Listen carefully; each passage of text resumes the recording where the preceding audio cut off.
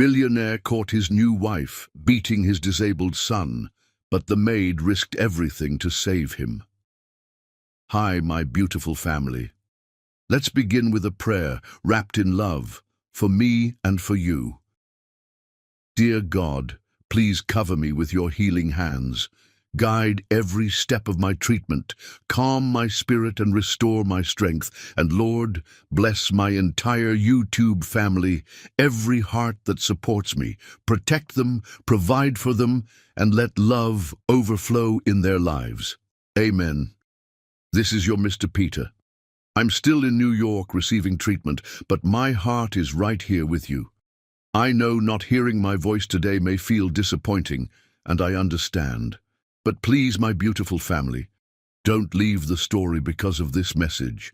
Some of our new members leave too soon. You can skip the intro if needed, but please stay for the story.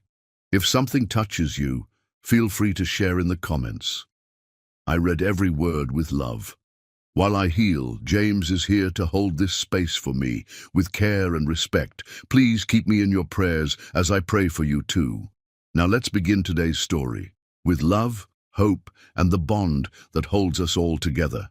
If you're reading this, it means I chose to save our baby instead of myself, and I wouldn't change a thing. The billionaire's hands trembled as he read his wife's final letter for the 100th time, her elegant handwriting blurred by tears that refused to stop falling. 8 years had passed since Rhonda left this world, yet her words still felt like a dagger twisting in his chest. My dearest Jonathan, by the time you read this, our little miracle will be in your arms, and I'll be watching over both of you from somewhere beautiful. The doctors gave me a choice that no mother should ever have to make, but for me there was no choice at all. Our baby's life matters more than mine. Please don't be angry with me for this decision. Be proud. We created something extraordinary together. Jonathan Nava closed his eyes, remembering that devastating moment in the hospital corridor when Dr. Martinez had approached him, the physician's face etched with impossible sorrow. Mr. Nava, there are complications.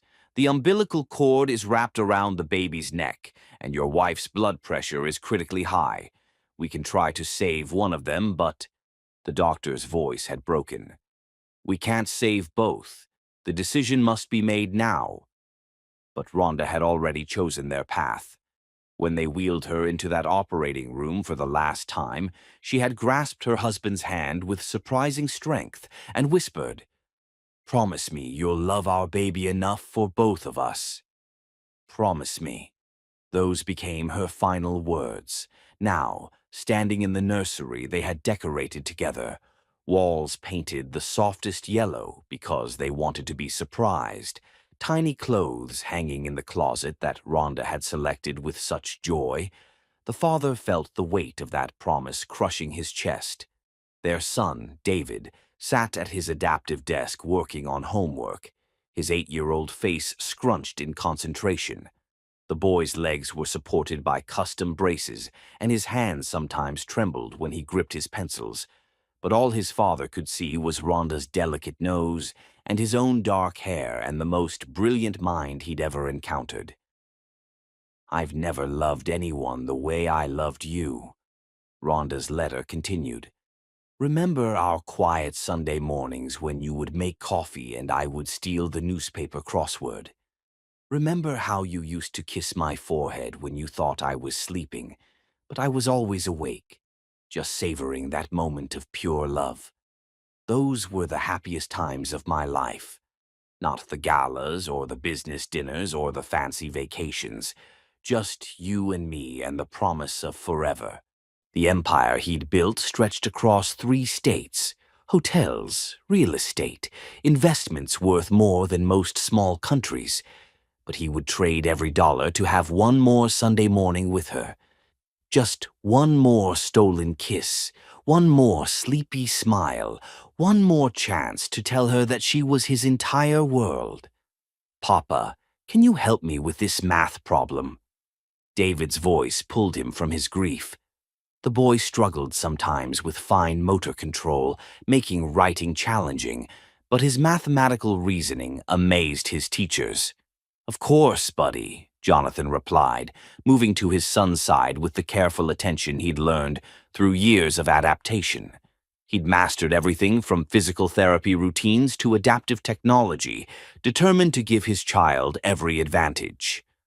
"I got the answer, but my handwriting is wobbly today," the boy explained matter-of-factly. There was no self-pity in his voice. David had learned to accept his challenges with remarkable grace. As Jonathan helped steady his son's hand, he marveled at the transformation in himself. The ruthless businessman who had once stayed at the office until midnight now structured his entire day around David's needs. Board meetings revolved around therapy schedules. Conference calls were conducted while preparing adaptive snacks. His mother, Eleanor, had initially worried about his decision to raise the child alone. "Darling, that boy is going to need more care than you realize," she had said during one of her early visits, her voice gentle but concerned. "Perhaps we should consider specialized facilities. There are wonderful places." "No." His voice had been steel. "He's my son. Our son. He stays with me." Eleanor had studied her son's face, the same stubborn determination that had made him a billionaire by 35, and nodded slowly. "Then we'll make sure you have everything you need. But Jonathan—" She had paused, choosing her words carefully.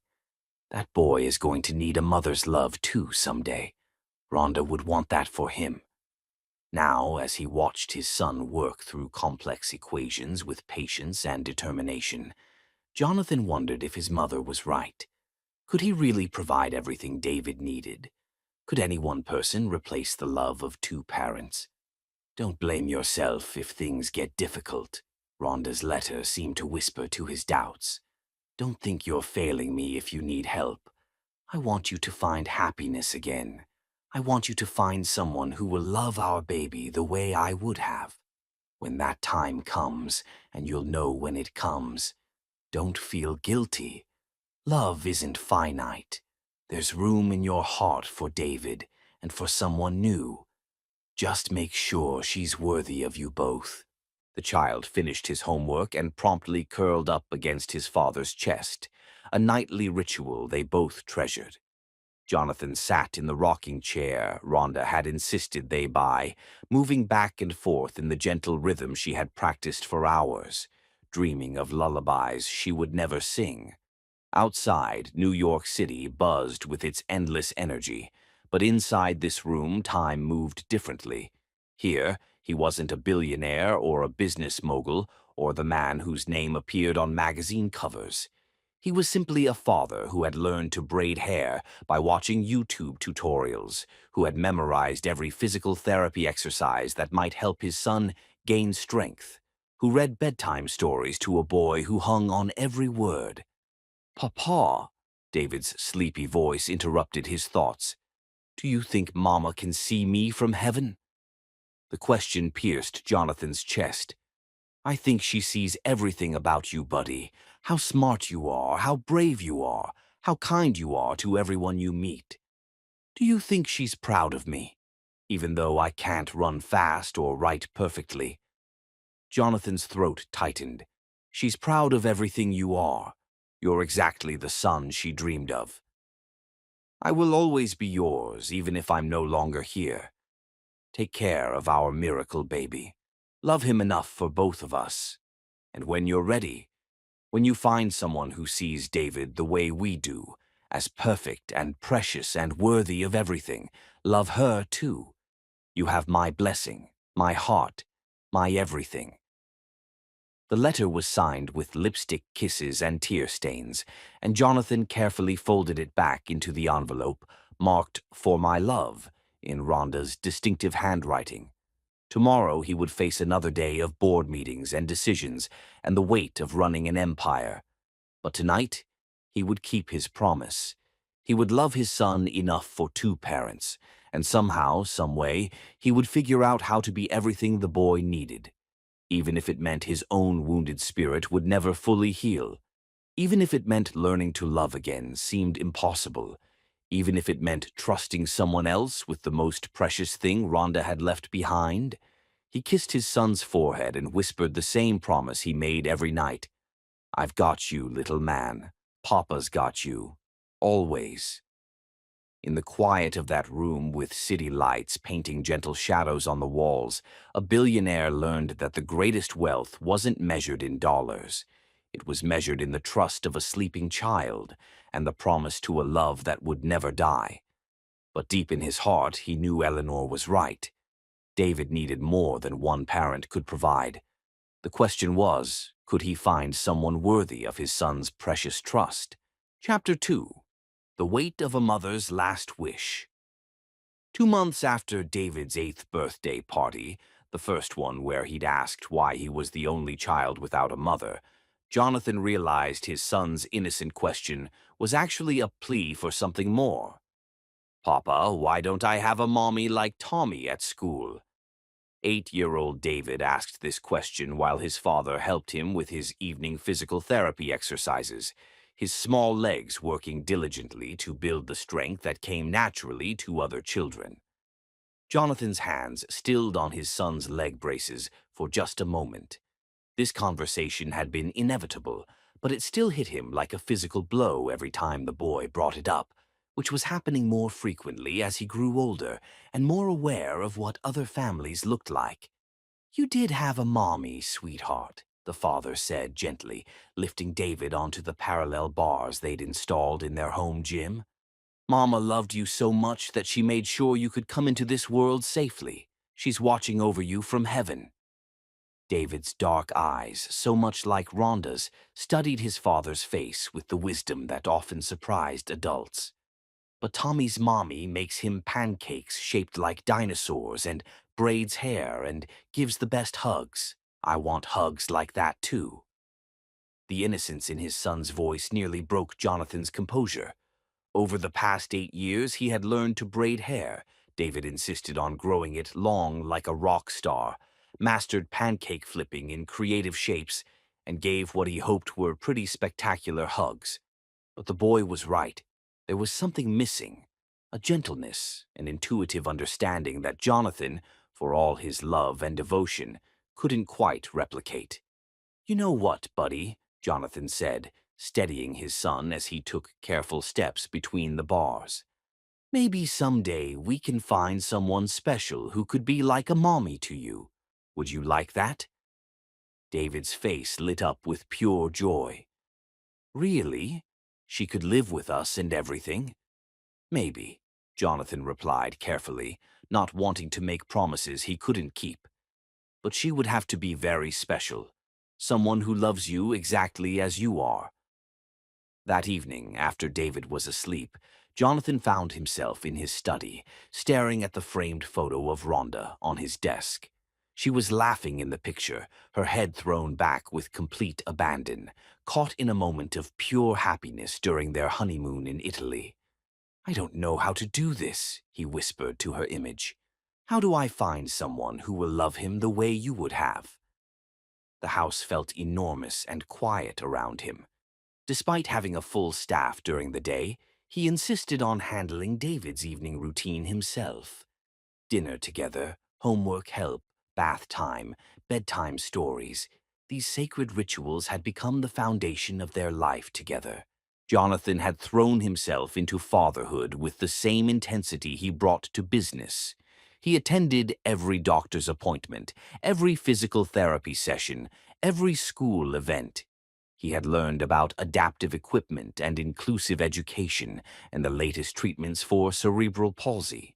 His son's room was filled with adaptive toys, books about children who were different and special, and pictures of athletes and artists who had thrived despite physical challenges. But lately, he noticed things he couldn't fix with money or determination. The way David watched other families at school pick up, studying the mothers with their easy affection and intuitive understanding. The questions about why he was different and whether anyone would ever love him the way parents loved normal children. Dr. Sarah Chen, David's pediatrician, had gently suggested that the boy would benefit from additional emotional support as he matured. Children with disabilities often struggle with self-esteem and belonging, she had explained during their last visit.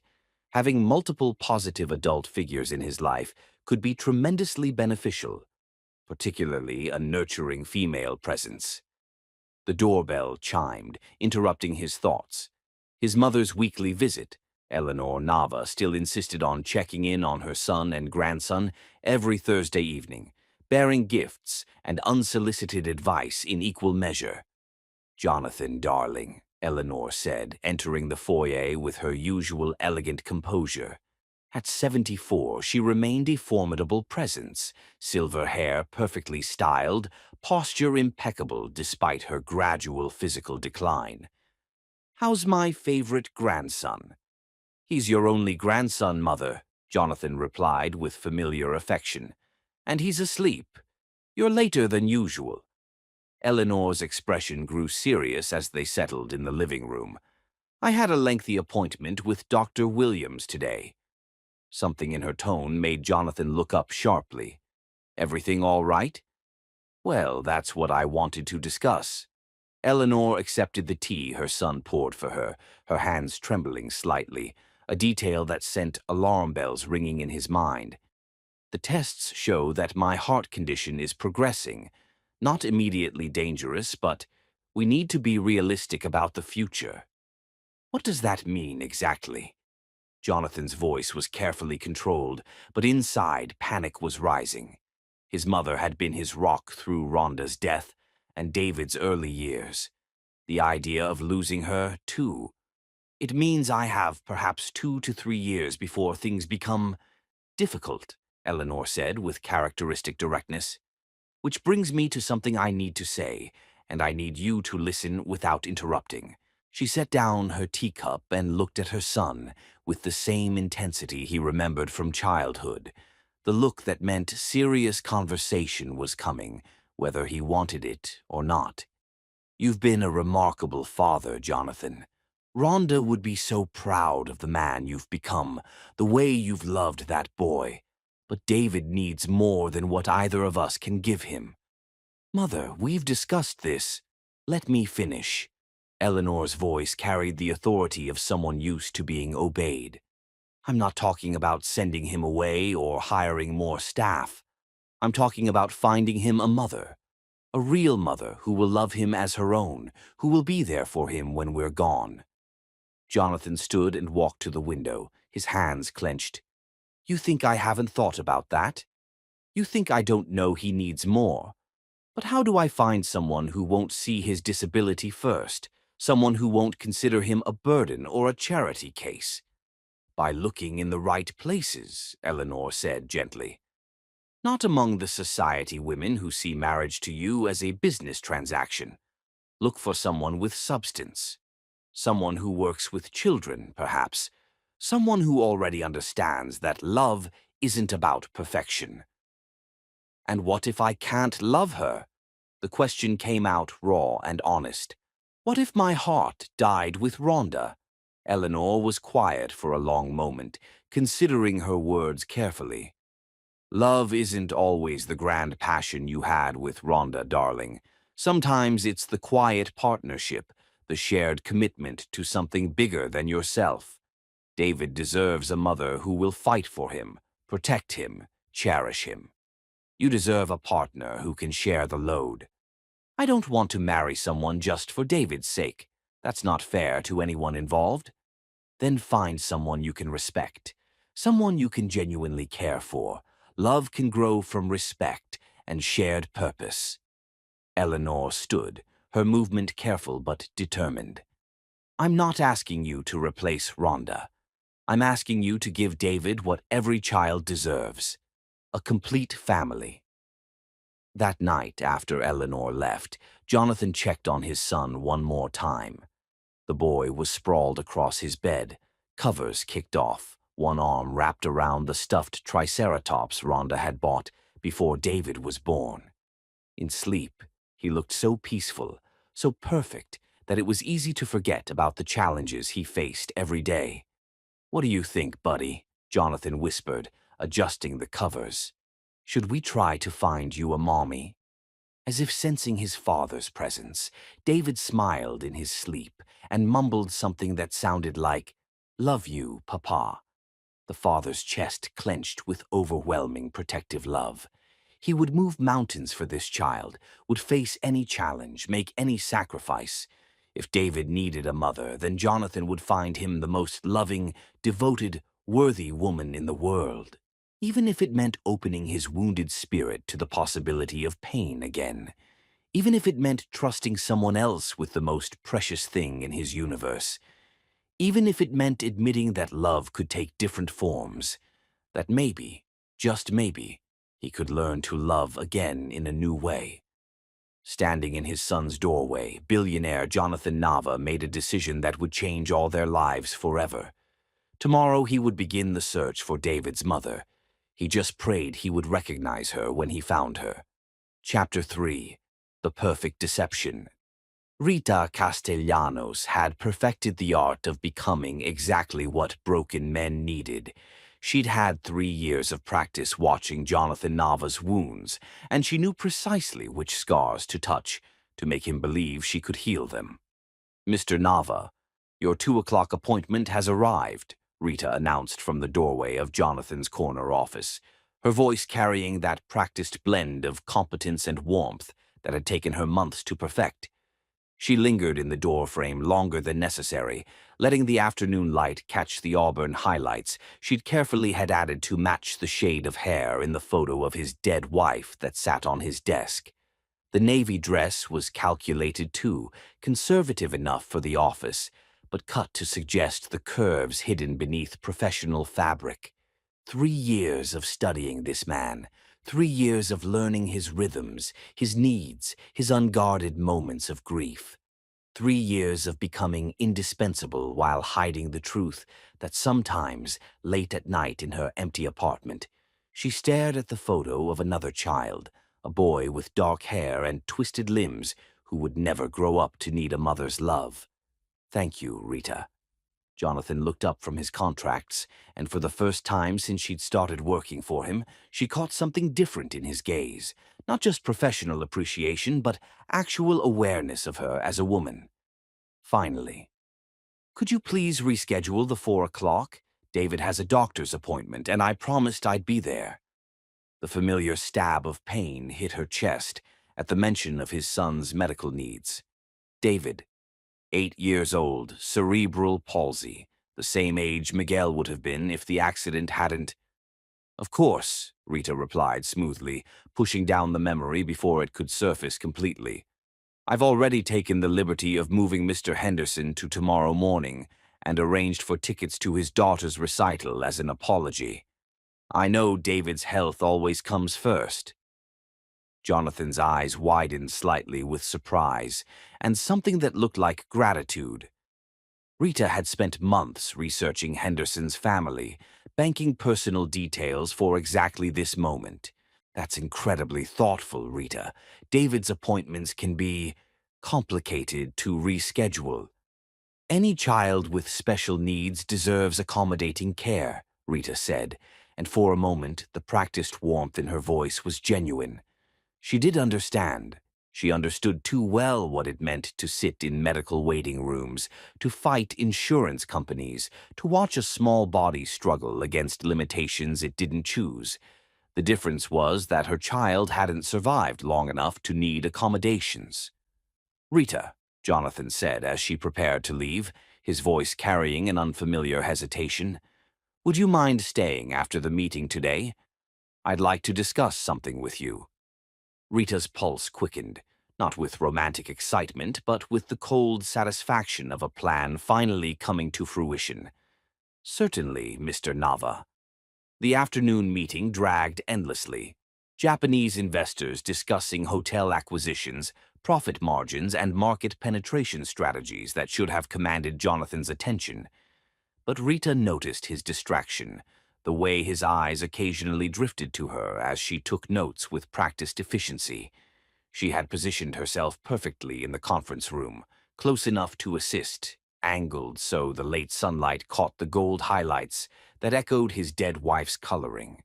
Every gesture was calculated, every smile timed for maximum impact. When the investors finally departed with signed contracts, Rita knocked softly before entering with fresh coffee, prepared exactly the way he preferred. Black, no sugar, served in the ceramic mug his son had made in occupational therapy. She had spent weeks learning David's schedule, his therapy routines, his adaptive equipment needs. Not out of genuine care for the child, but because the quickest path to Jonathan's heart ran directly through his disabled son. "You wanted to speak with me?" Rita asked, settling into the chair across from his desk with perfect posture, her hands folded carefully in her lap. Jonathan seemed to struggle with his words, running a hand through his dark hair, a gesture Rita had catalogued as a sign of emotional vulnerability. "Rita, I hope this isn't inappropriate, but are you seeing anyone? Seriously, I mean." Rita allowed carefully practiced surprise to flicker across her features before looking down at her hands in apparent embarrassment. She had rehearsed this moment in her mirror for months. "No, Mr. Nava. Well, this position has been so fulfilling. Most men don't understand the demands of working with someone as important as you." The hesitation was perfectly timed, suggesting modesty rather than calculation. "I'm asking because David has been asking about having a mother." Jonathan's voice grew stronger as he found his emotional footing. "My mother thinks he would benefit from having a stable female influence in his life." "Here it comes." Rita arranged her expression into soft understanding, fighting down the bitter irony that she was being recruited to mother another woman's disabled child when her own lay cold in a cemetery plot she could no longer afford to visit. "David is such a remarkable boy," Rita said, and this time the warmth in her voice was genuine, twisted by grief into something sharp and painful, but real. "So intelligent and brave despite his challenges." She had studied the language of special needs advocacy, had learned the phrases that would mark her as understanding rather than pitying. She knew these words because she had once lived them. "The thing is," Jonathan continued, "I'm not looking for traditional romance. I'm not ready for passion or grand gestures, but I am looking for a partnership. Someone who could be a mother to David and a companion to me." Rita let silence stretch between them, using it to her advantage. Inside her chest, something cold and hungry stirred. Not love, but a desperate need for the security and belonging that had been ripped away from her when Miguel died, and his father blamed her for the accident that destroyed their family. "Are you asking me to consider becoming David's mother?" she asked finally, her voice barely above a whisper. "I am," Jonathan said simply. "You understand David's needs, you know the demands of my life, and you've never shown anything but patience with his limitations." Limitations. The word hit Rita like a physical blow, dragging her back to sterile hospital rooms and physical therapy sessions and the constant grinding weight of caring for a child whose body betrayed him daily. She had been patient with Miguel, too. Patient until the day her exhaustion and momentary inattention cost him his life. "Mr. Nava, Jonathan," she corrected herself with calculated shyness. "I'm honored that you would consider me. Any woman would be privileged to mother such a special child." The words tasted like ashes in her mouth, but she forced them out with apparent sincerity. "I want to be completely honest about expectations," Rita continued, her voice strengthening with what appeared to be courage. "You're talking about marriage without love." "I'm talking about commitment, respect, partnership," Jonathan replied. "Love might grow over time, but I won't promise what I can't guarantee. My heart, Rhonda, was everything to me, but I can offer you security, honesty, and genuine care." Rita nodded as if considering this carefully, when in truth she had already accepted the moment he'd asked. Security was what she needed. Legal claim to this family was what she craved. The child, the child was a complication she would handle once she had what she needed. "And my role with David?" she asked, leaning forward to project intense interest. You would be his mother in every way that matters. Medical decisions, educational choices, his future. We would share all of it. He's the most important thing in my world, Rita. Anyone who marries me needs to understand that completely. Something twisted in Rita's chest, half grief, half rage. She understood perfectly. She had once felt that fierce, protective love for a disabled child. She had once centered her entire world around therapy schedules and adaptive equipment, and the desperate hope that love could overcome physical limitations. It hadn't been enough to save Miguel. It wouldn't be enough to save David either, if he became an obstacle to the security she needed. I've always wanted to be a mother, Rita said softly, the lie mixing with truth in ways that made her voice ring with apparent authenticity. Watching friends start families while I focused on my career has been difficult. David is such a wonderful child. His disability doesn't define him. She had memorized these phrases from grief counseling sessions she'd attended after Miguel's death, back when she still believed healing was possible. So you'll consider it? Jonathan asked. Rita's smile was luminous with what appeared to be overwhelming gratitude. I would be honored to be David's mother and your wife, Jonathan. As they discussed practicalities, engagement timeline, wedding plans, living arrangements, Rita felt the familiar cold satisfaction of a successful manipulation, but underneath it lurked something more dangerous. The memory of another child, another promise to love and protect, another family destroyed by her failures.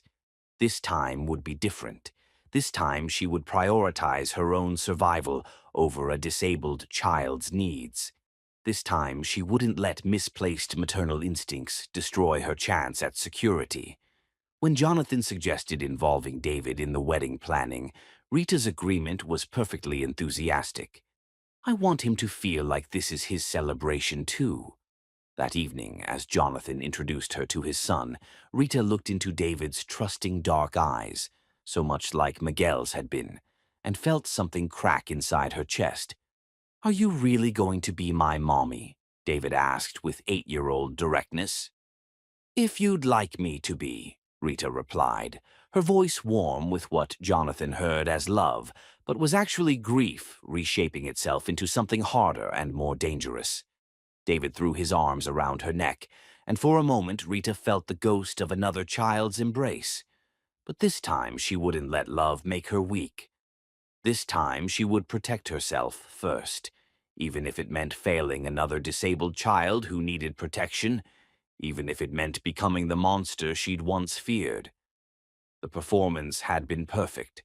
Jonathan saw a woman ready to love his son. He had no idea he was looking at a mother whose own love had turned to poison. Chapter 4. Behind Closed Doors.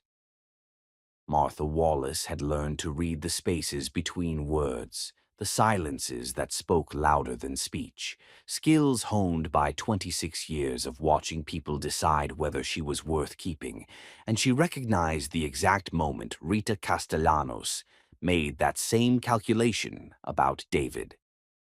"We should hire some household help," Jonathan suggested over breakfast on their fourth Tuesday as a married family, watching David navigate his adaptive utensils while Rita sat across from them, her attention divided between her phone and maintaining the illusion of maternal interest. Martha stood in the doorway with the morning mail, observing dynamics that felt achingly familiar. She had spent her childhood learning to recognize the subtle signs of adults growing tired of accommodation, the barely perceptible sighs, the delayed responses, the way loving patients could curdle into resentful obligation when they thought no one was watching.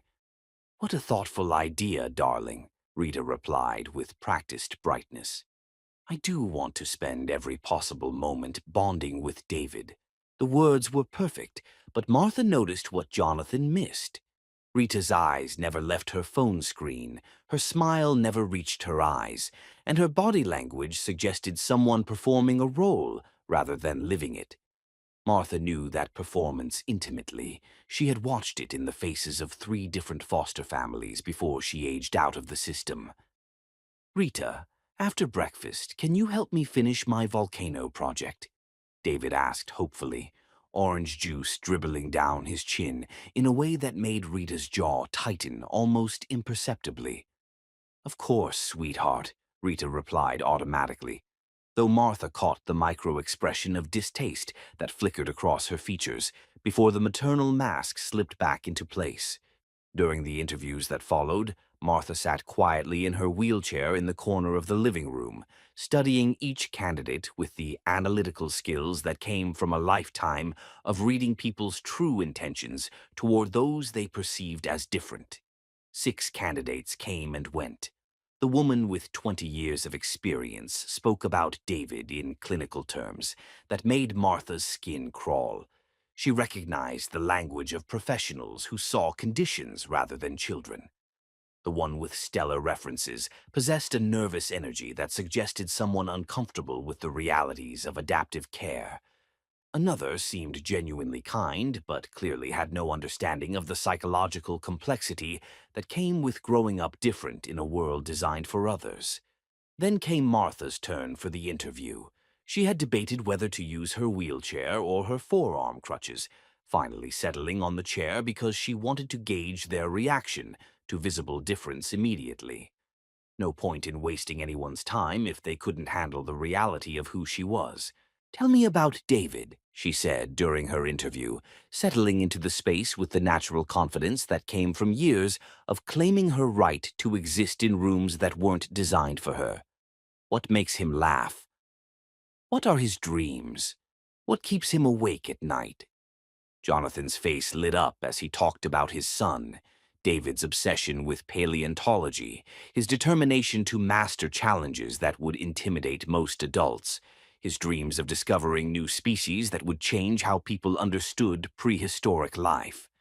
But also his fears about being different, his questions about whether his disability made him less worthy of love, his deep need to prove his value to the world. "He sounds extraordinary," Martha said softly, meaning every word. She recognized David's struggles because she had lived them, had felt the weight of constantly having to prove her worth to adults who saw limitations before they saw possibilities. "That's exactly how we feel," Rita interjected smoothly. "David is such a blessing." Martha studied Rita's face, noting the disconnect between words and expression. There was something brittle about the woman's composure, something that reminded Martha of her second foster mother, the one who had spoken beautifully about inclusion and acceptance right up until Martha's adaptive equipment became too inconvenient to accommodate. "Would it be possible to meet David?" Martha asked. Something shifted in Rita's demeanor at the request, a tension that Martha recognized as the moment when caregivers realized that disabled children had their own voices, their own preferences, their own ability to form attachments that couldn't be controlled. David bounded into the living room with characteristic enthusiasm, his leg braces creating a rhythmic percussion against the hardwood floor. He stopped short when he saw Martha in her wheelchair, his expression cycling through curiosity, recognition, and something that looked like relief. "Hi there," Martha said gently, not overwhelming him with forced cheer or the patronizing tone many adults used with disabled children. "I'm Martha. I hear you're quite the scientist." David's wariness melted into excitement. "Are you in a wheelchair because your legs don't work right either?" "David," Jonathan started to correct, but Martha held up a hand. "It's okay. Yes, my legs work differently than most people's. I was born with something called spina bifida, which means my spine didn't form completely, so I use wheels instead of walking." "Does it hurt?" David asked with the directness that adults often found uncomfortable but Martha appreciated.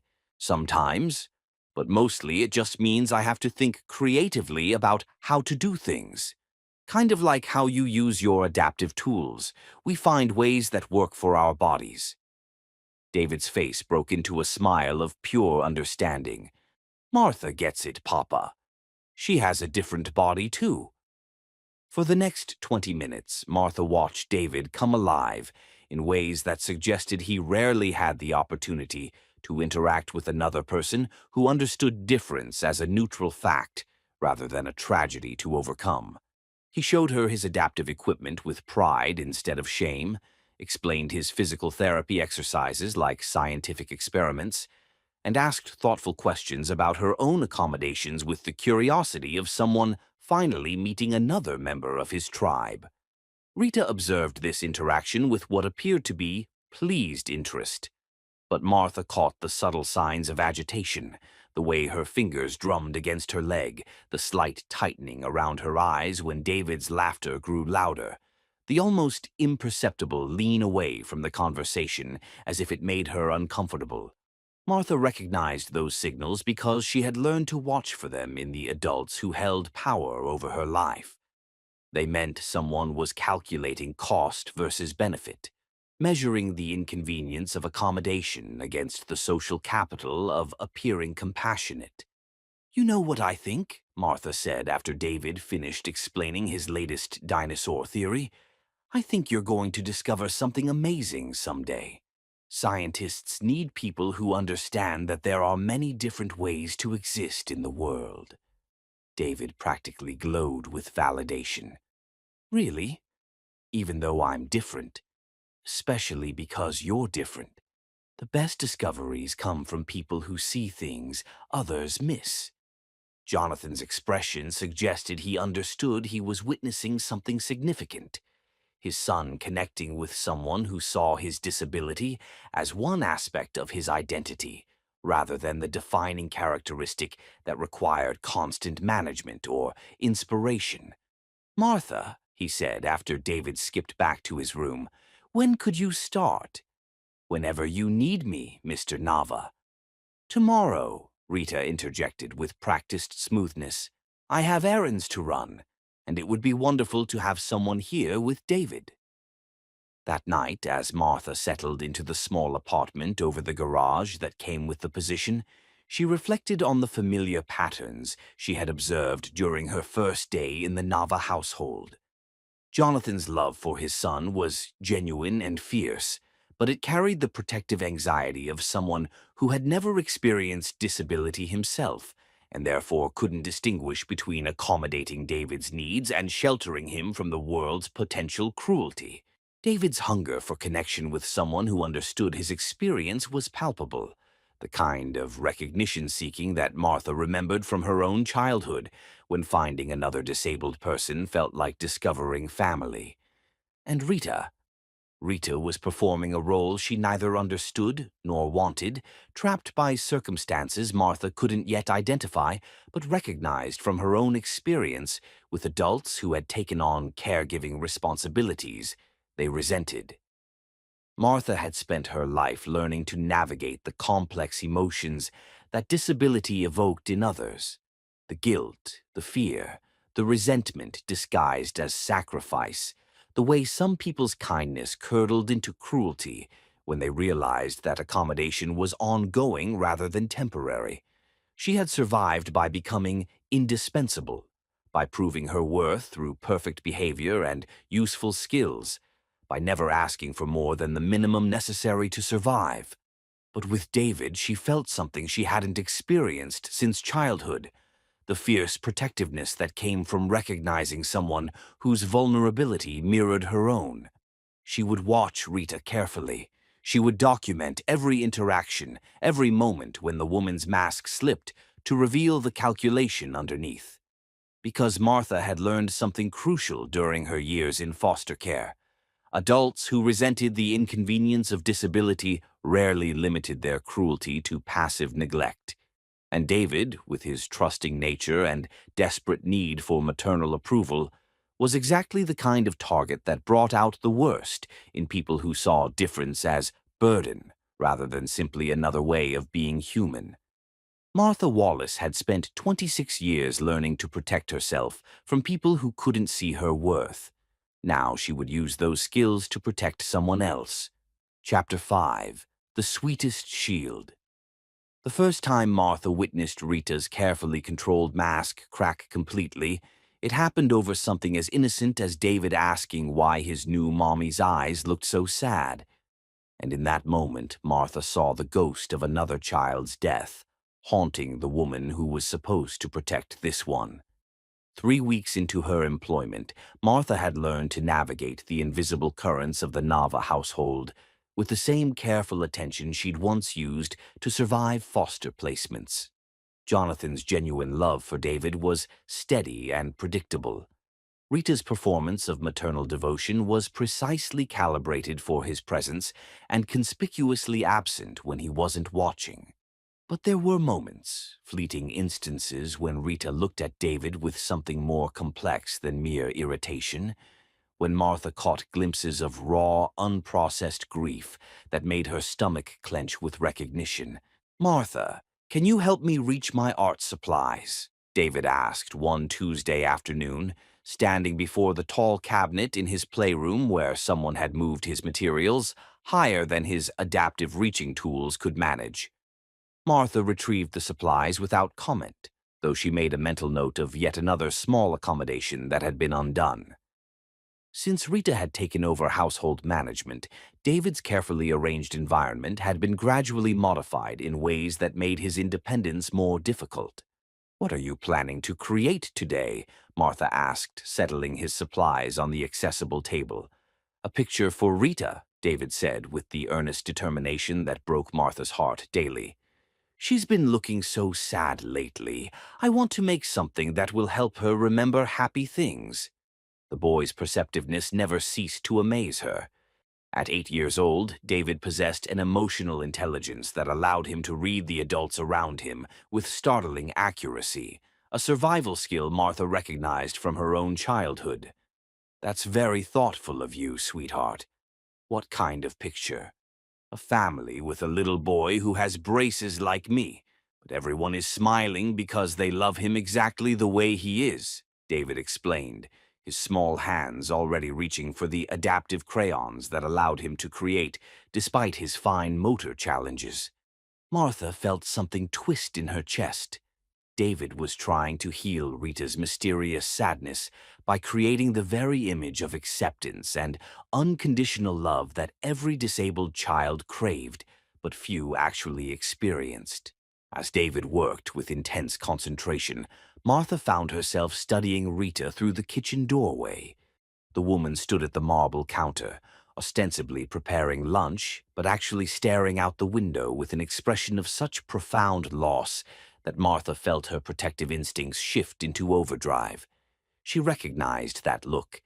She had seen it in her second foster mother's face, the one who had taken in a disabled child as an act of penance for some unnamed guilt, only to discover that caring for someone with complex needs required resources she didn't possess. "Martha," David said quietly, not looking up from his drawing, "why do you think Rita seems so scared of me sometimes?" The question hit Martha like a physical blow. "What makes you think she's scared, David?" "Well, yesterday when I fell down during my therapy exercises, she looked at me like she was seeing a ghost or something. And when I tried to hug her, she got all stiff and weird." Martha knelt beside his chair, studying his serious expression. Sometimes grown-ups have complicated feelings that have nothing to do with the children around them. Rita might be dealing with something difficult from her past, like how you sometimes get quiet when you see other kids with their regular moms. The boy's insight took her breath away. David had noticed her own moments of triggered grief, the pangs she felt watching intact families, the reminder of everything she had lost when her parents decided her disability was too inconvenient to accommodate. "Exactly like that," Martha said softly. "Sometimes seeing certain things can remind people of sad memories, even when they don't want to remember." David nodded with 8-year-old wisdom. "Do you think Rita had someone she loved who was like me? Someone who got hurt?" Before Martha could answer, Rita appeared in the doorway. Her face was composed, but Martha caught the telltale signs of someone who had been crying. Slightly swollen eyes, carefully reapplied makeup that didn't quite hide the blotchiness beneath. "What are you two working on?" Rita asked, her voice carrying that particular brightness that adults used when trying to hide emotional distress from children. "I'm making you a picture," David announced proudly, holding up his drawing. "It's a family where everyone is happy, even though the little boy has legs that don't work the same as other people's." Rita went absolutely still. The color drained from her face so rapidly that Martha thought she might faint. For a moment, the careful mask of maternal interest completely disappeared, replaced by something raw and devastated. That's "That's very sweet, David," Rita managed, her voice barely above a whisper.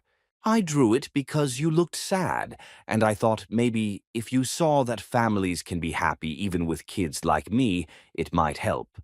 David continued with the innocent generosity that made Martha want to wrap him in protective armor. Rita's hands began to shake. She gripped the doorframe so tightly that her knuckles went white, and Martha saw her throat work as she struggled to maintain composure. "Rita," Martha said gently, "are you feeling all right?" "I'm fine," Rita replied automatically, but her breathing had become shallow and rapid. I need some air." She fled the room with barely controlled desperation, leaving David staring after her with confusion and growing distress. "Did I say something wrong?" he asked Martha, his small voice thick with the kind of self-blame that disabled children learn too early. "No, sweetheart. You said something beautiful and kind. Sometimes kindness can make people feel emotional if they're dealing with difficult things." Martha spent the next hour helping David finish his picture, while part of her attention tracked Rita's movements through the house. She heard the woman's voice from the garden, sharp with distress as she made what sounded like a phone call. "Can't do this anymore, Mother. Every time I look at him, I see Miguel's face. I see what I failed to protect." The words were too distant for Martha to catch everything, but the tone was unmistakable: grief, guilt, and something that sounded dangerously like resentment. When Rita returned, her composure had been carefully reconstructed, but Martha noticed new cracks in the foundation. The woman's smile was too bright, her voice too cheerful, her movements too precise, all signs of someone performing normalcy while fighting internal chaos.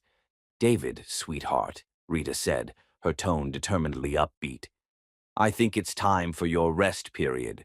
Growing boys need quiet time." It was only 2 o'clock, an hour earlier than David's usual nap time.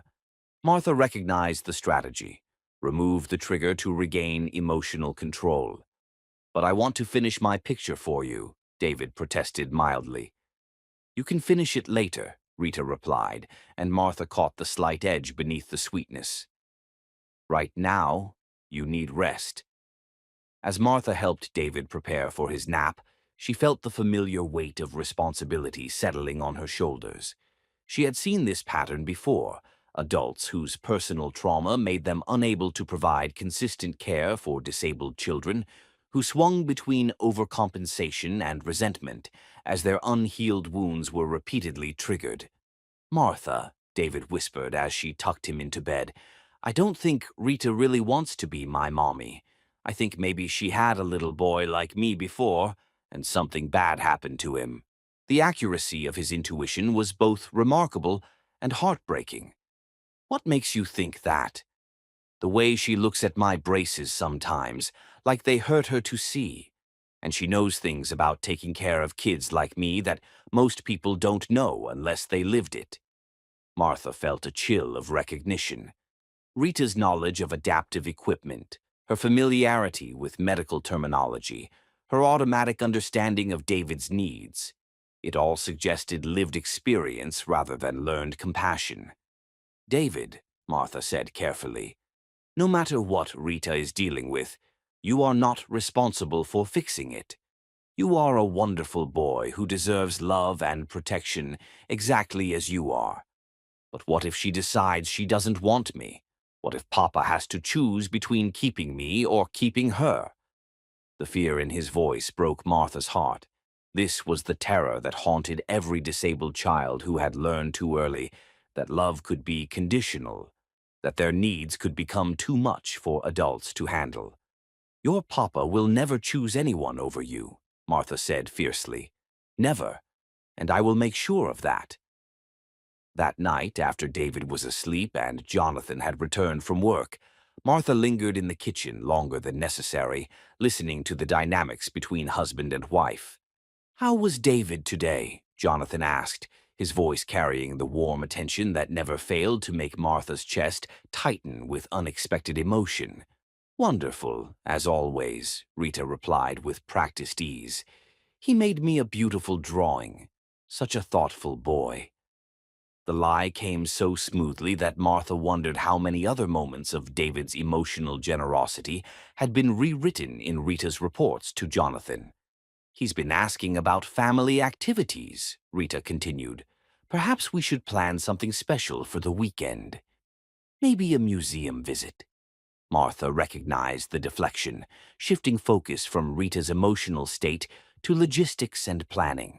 It was a survival strategy she had learned from adults who couldn't handle the emotional complexity of caring for someone whose needs triggered their own unhealed trauma. As she prepared for bed in her small apartment, Martha reflected on the dangerous pattern she was beginning to recognize.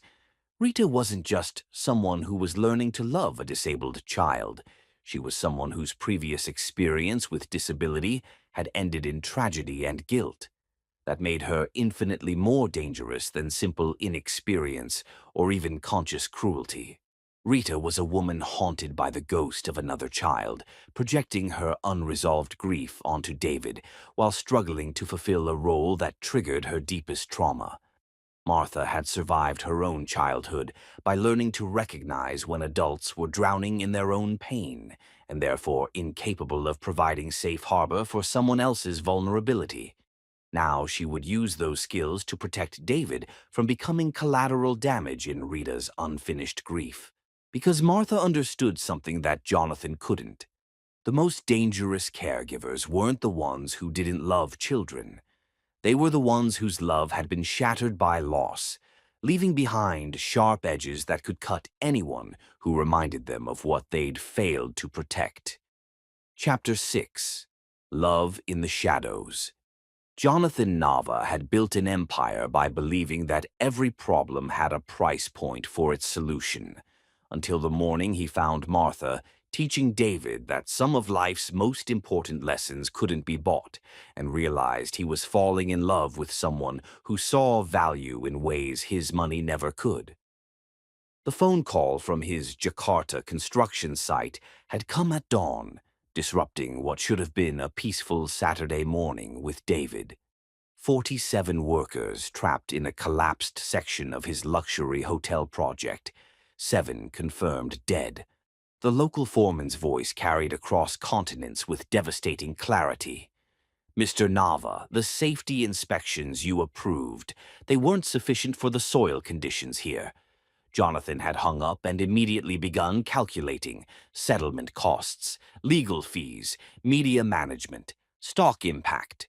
20 years of building an empire had taught him to think in damage control before grief, profit margins before human cost.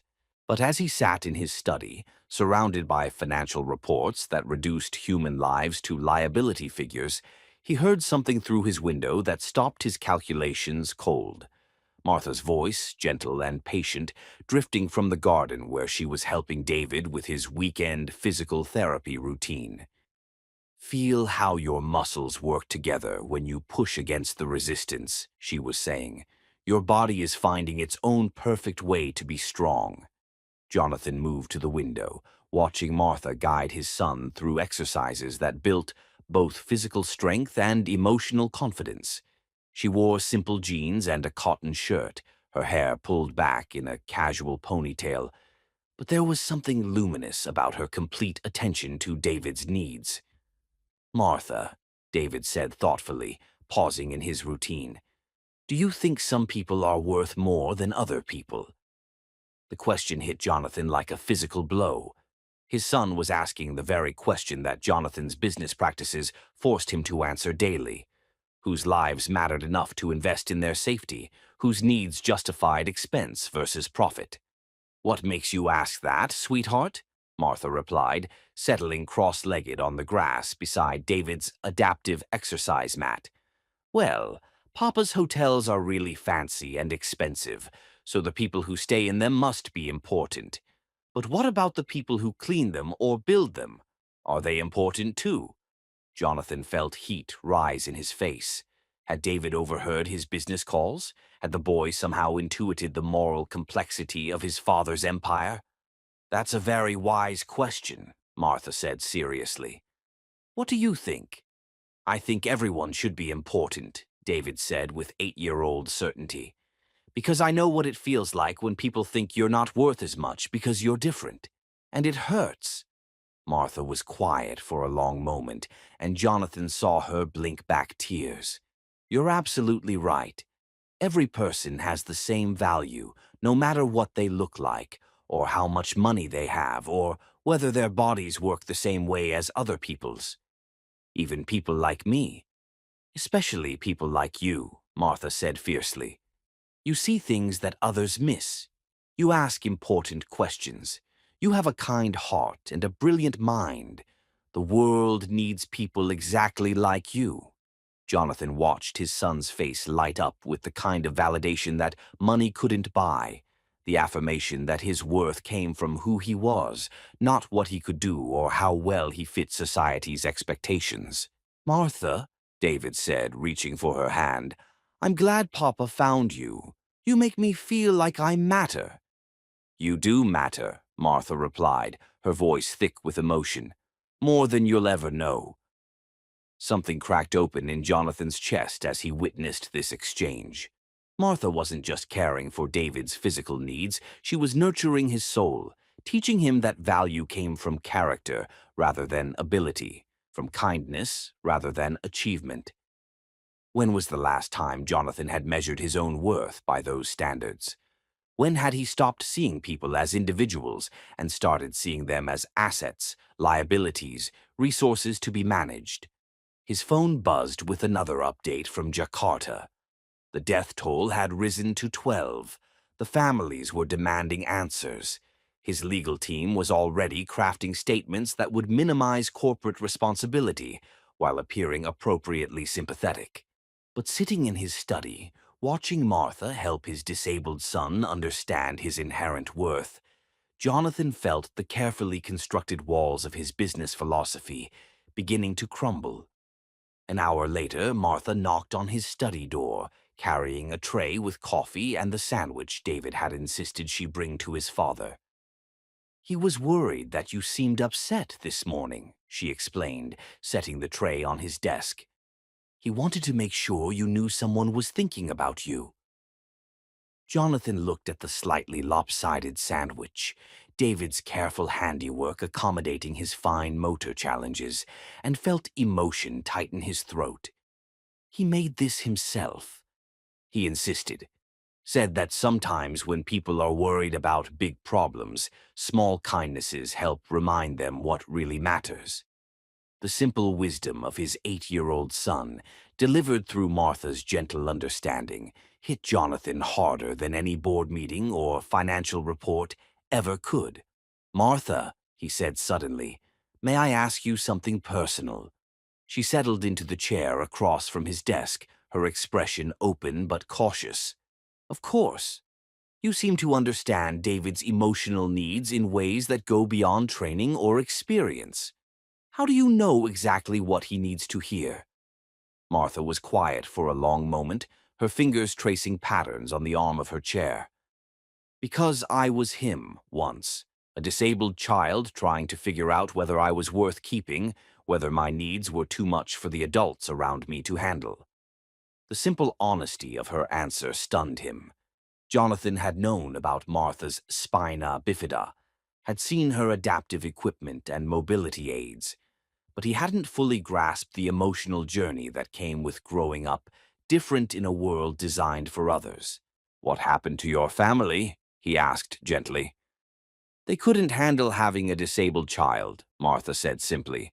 "My medical needs, my adaptive equipment, the social stigma, it was all too much. They gave me up when I was 6. Jonathan felt rage build in his chest, not at Martha, but at adults who could abandon a child for something beyond her control. "I'm sorry. That should never have happened to you."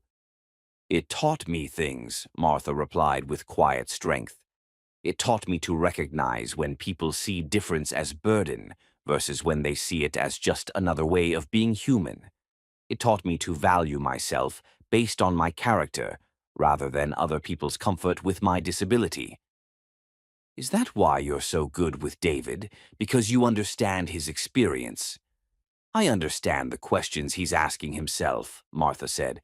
"Questions like, am I too much trouble? And, would people love me more if I were different? And, do I have to be perfect to deserve care?"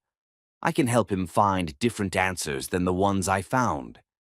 Jonathan studied her face, noting the strength that had been forged in childhood trauma, the wisdom earned through surviving what should have destroyed her spirit. "What answers do you help him find?" "That he's valuable exactly as he is, that love doesn't have to be earned through perfection, that his disability is one part of who he is, not a flaw that needs fixing." Martha's voice grew stronger with conviction. "That he deserves protection and care, not because he's inspiring or brave, but because he's human." The contrast between Martha's values and his own business practices hit Jonathan like a revelation. She measured worth by inherent human dignity. He measured it by productivity, profit potential, market value. "Martha," he said carefully, "what would you say about someone who knew that spending more money on safety measures could save lives, but chose profit margins instead?" Her eyes grew serious as she seemed to understand they were no longer talking hypothetically. "I'd say that person had forgotten something important about what makes life valuable. Even if those safety measures could bankrupt the company, cost thousands of jobs. There are always choices," Martha said quietly. "Maybe fewer luxury amenities and more safety protocols. Maybe smaller profit margins and better worker protections. The question is whether we're willing to sacrifice some comfort to ensure everyone's dignity." Jonathan felt the weight of her words settle into his consciousness. She wasn't judging him, but she was offering a different framework for thinking about the choices his wealth and power forced him to make daily. What if someone wanted to change how they made those decisions, but didn't know where to start? Martha smiled then, and Jonathan felt something warm unfurl in his chest. "I'd say they could start by asking different questions. Instead of, 'What's the cheapest solution?' they could ask, 'What's the most ethical solution?'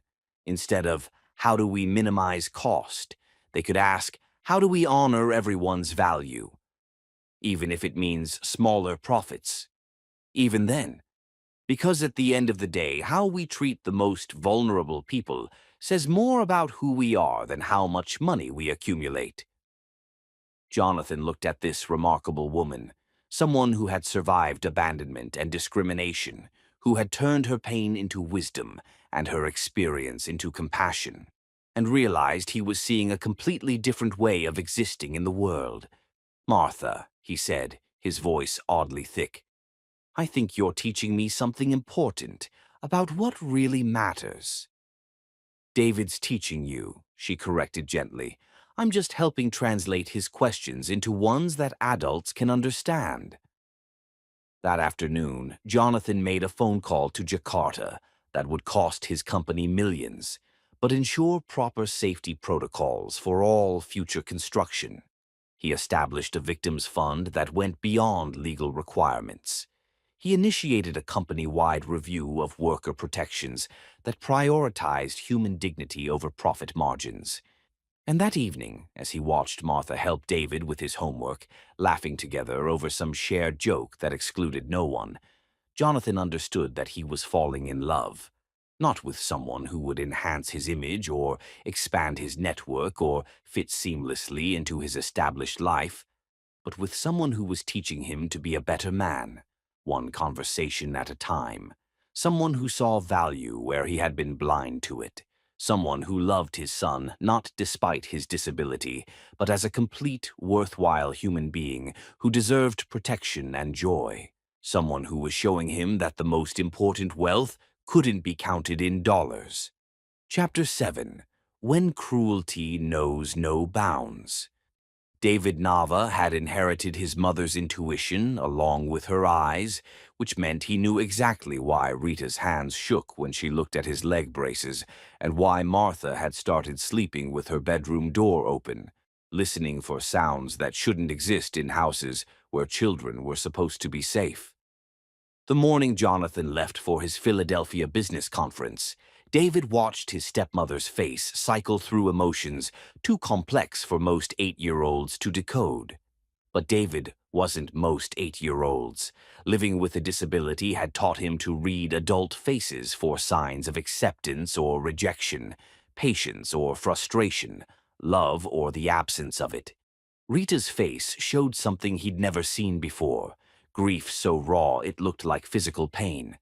"I'll be back by dinner tomorrow," Jonathan had said, kissing David goodbye and squeezing Rita's shoulder with casual affection.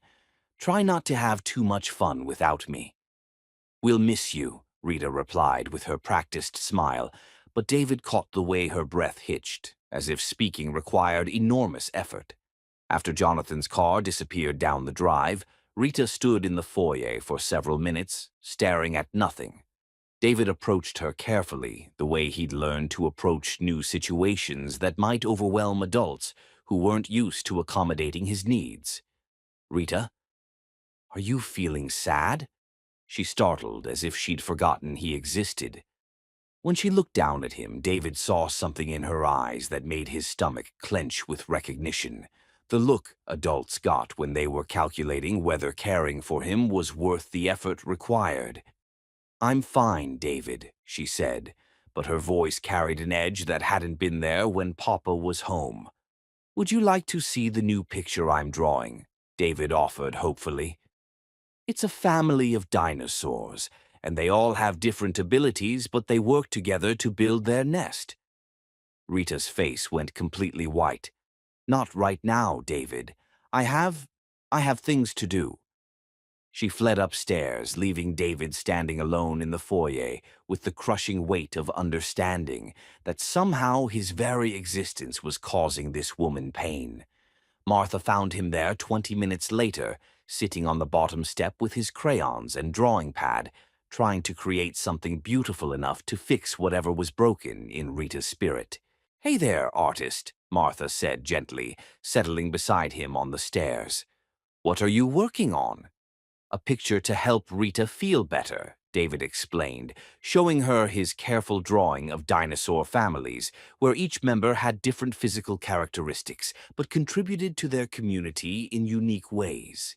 "She gets really sad when she looks at me, and I thought maybe if I drew something that showed how families can be happy, even when someone is different." Martha's expression grew troubled.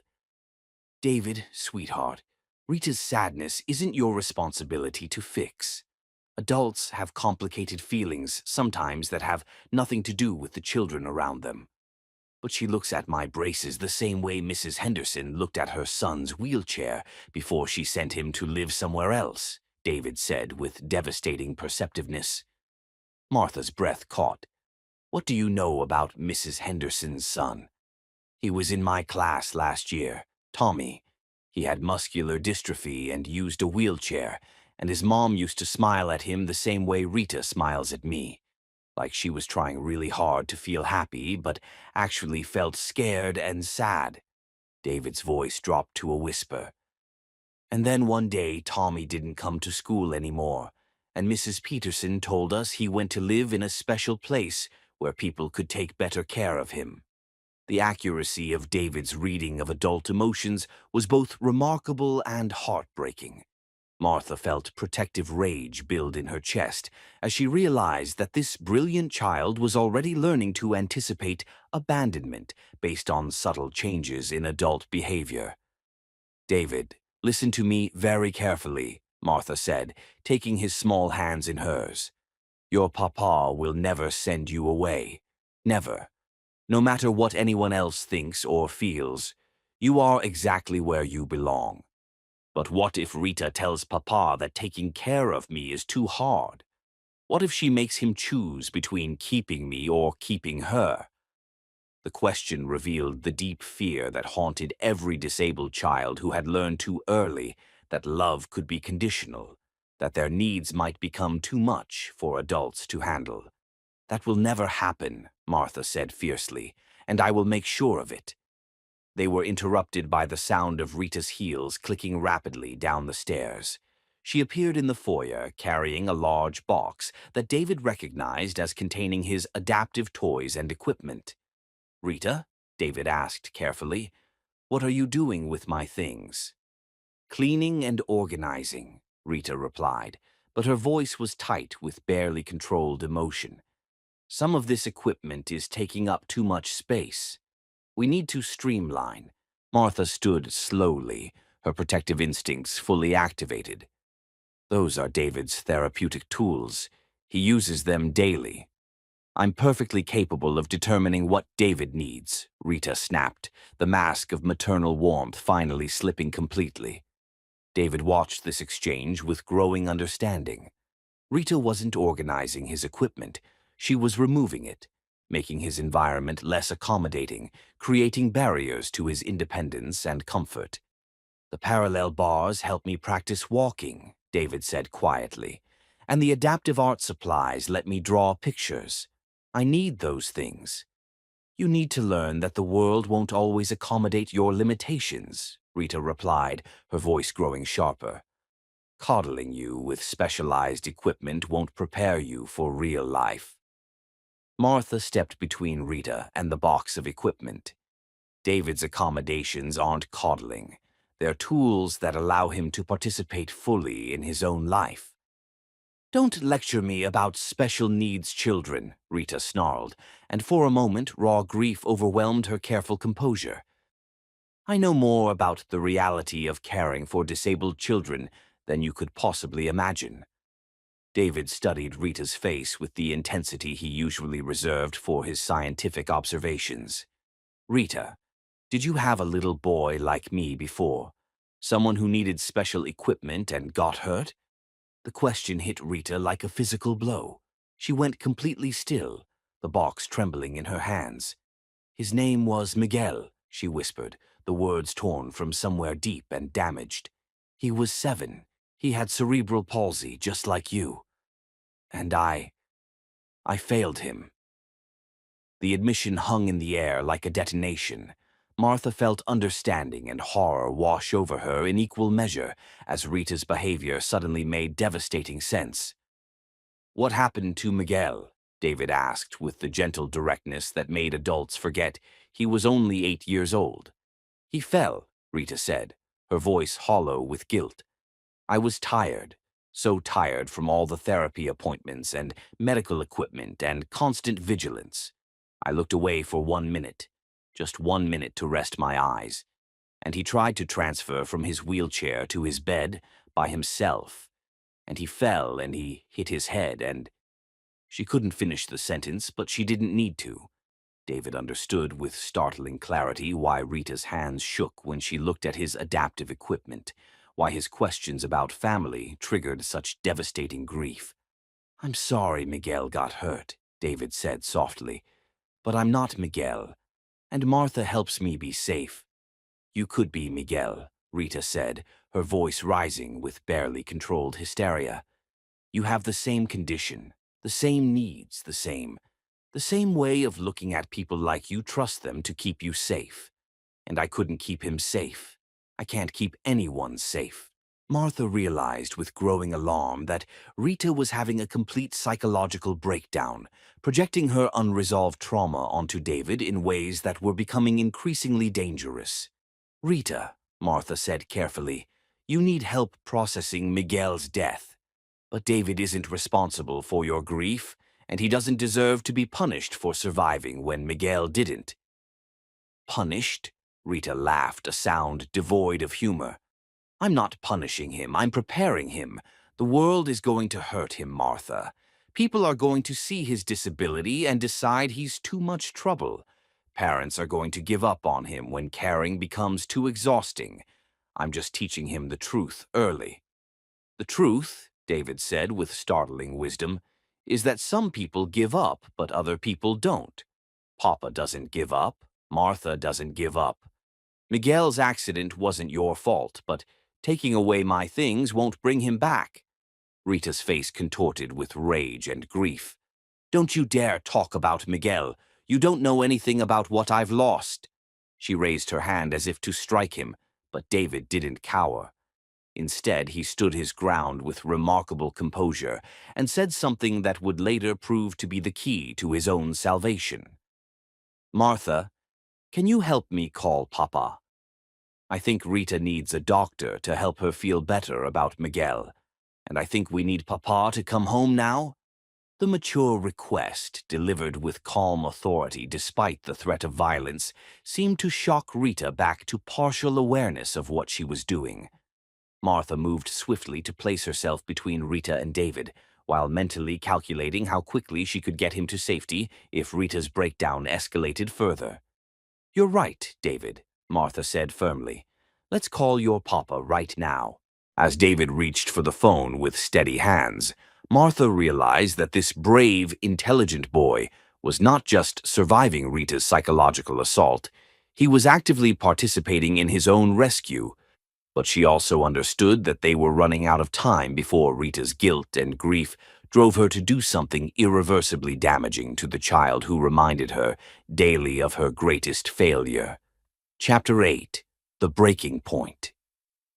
Jonathan had never believed his 8-year-old son could save himself, until he burst through his front door to find David calmly documenting Rita's breakdown on his adaptive tablet, while Martha formed a human shield between trauma and innocence, and realized that sometimes the smallest warriors fight the biggest battles.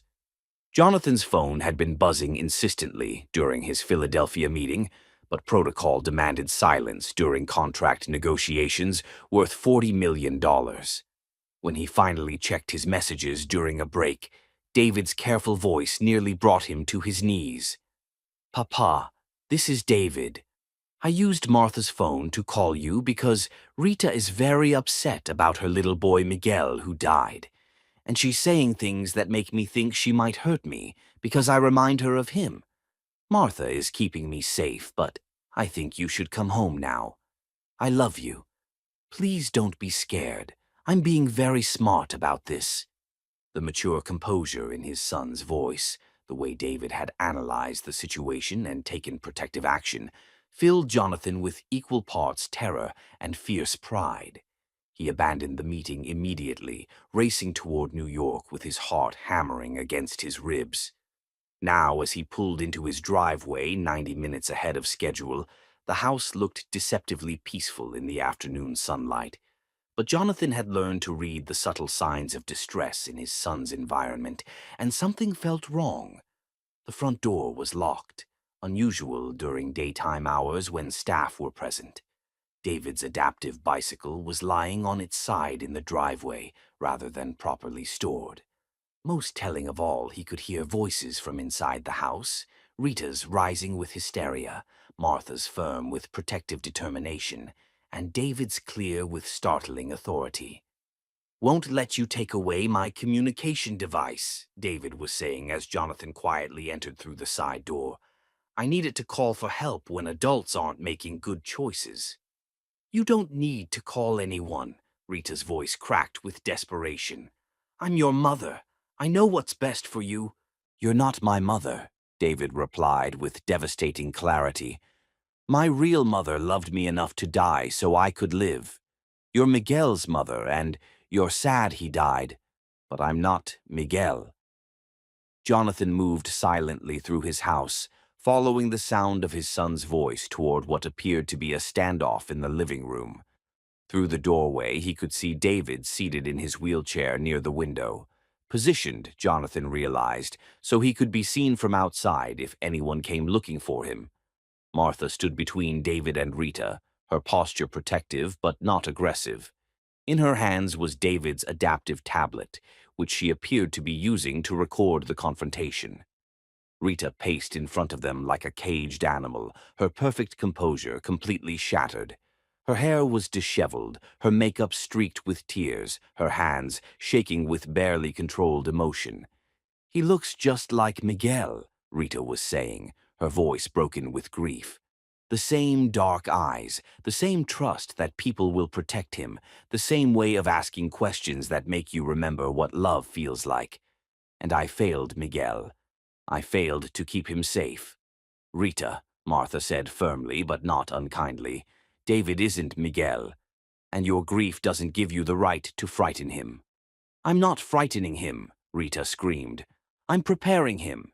Do you know what it's like to watch a disabled child trust the world to be kind? Do you know what it's like when that trust gets them killed?"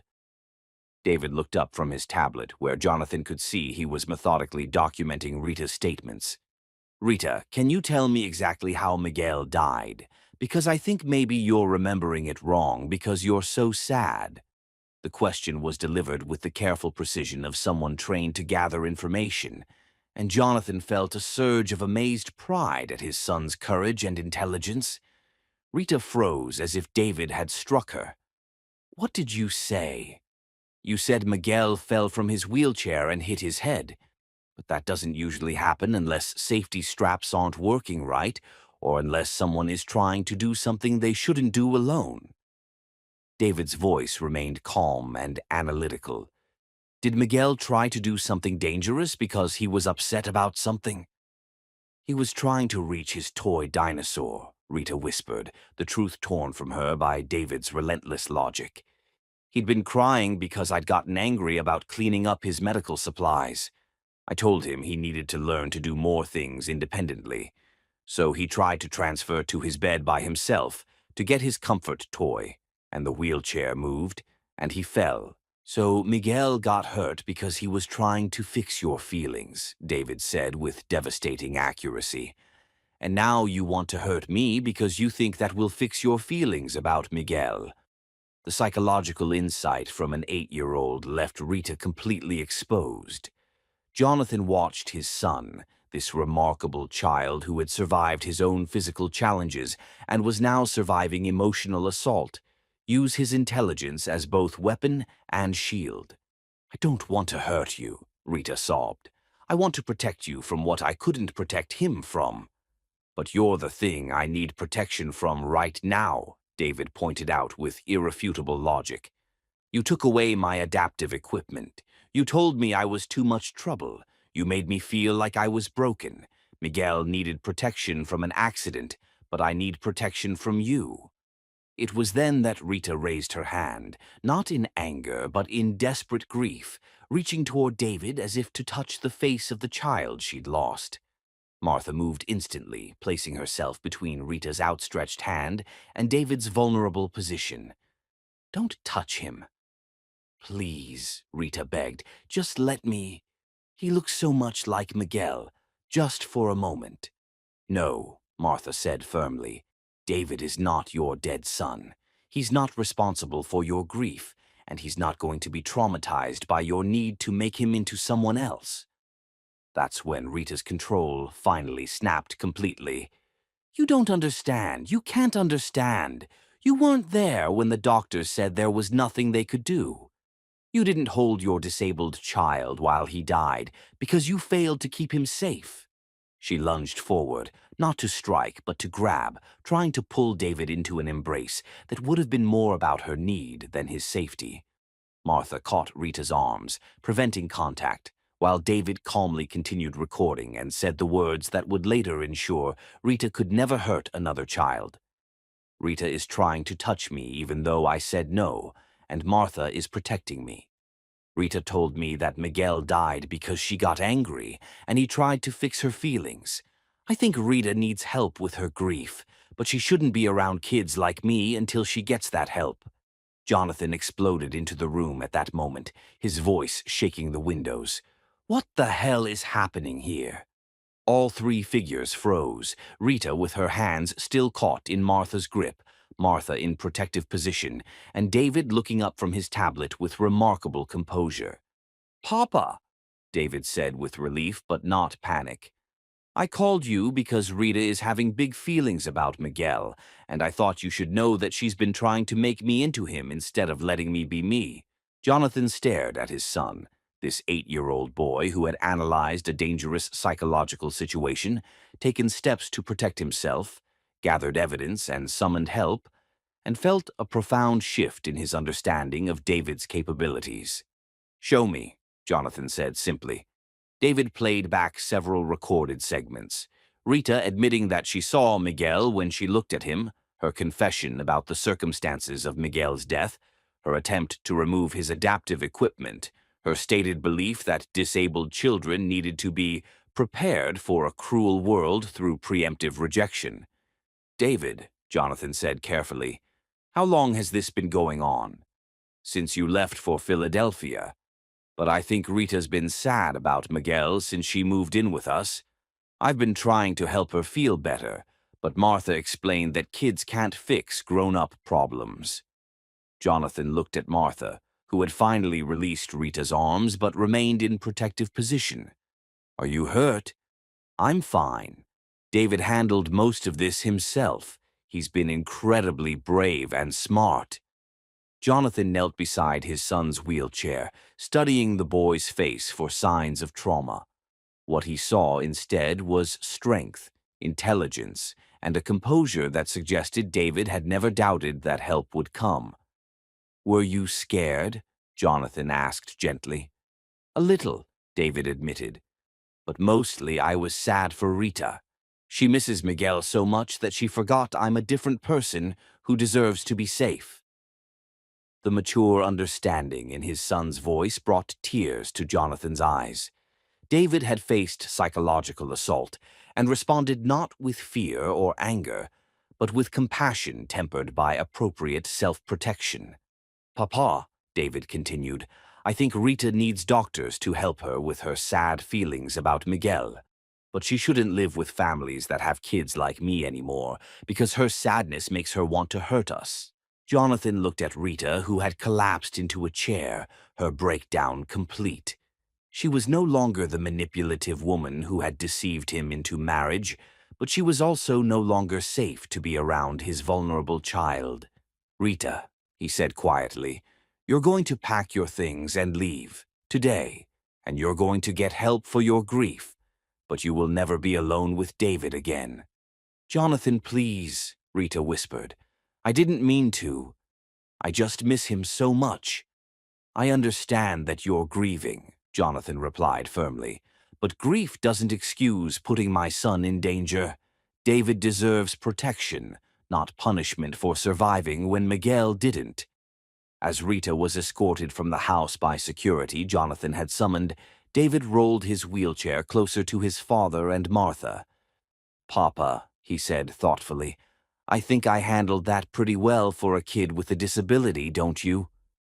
Jonathan gathered his son into his arms, marveling at this remarkable child who had faced danger with intelligence and grace, who had protected himself while showing compassion for his attacker.